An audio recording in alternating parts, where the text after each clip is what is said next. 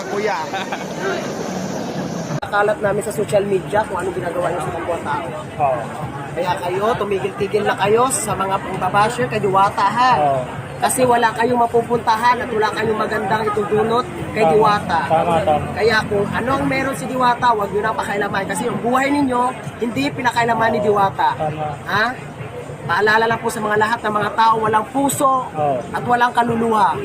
Tsaka Yan lang po. yung time, di ba, na nasa ilalim ng tulay si Diwata. Opo, Wala naman nakikita silang nila si naitulong. Diwata na sila ng tulay. Oo. Ang bahay ninyo maganda, may bubong, may TV kayo, may ref kayo. Si Diwata wala. Ngayon, nagsipag siya. Ano nangyari? Lumago ang negosyo niya. Kaya kayo mga basher kayo, tumigil na kayo. Kung inggit kayo, pikit. Tama. At saka inggit na inggit kayo, magtago kayo sa kabaong ng nanay niyo.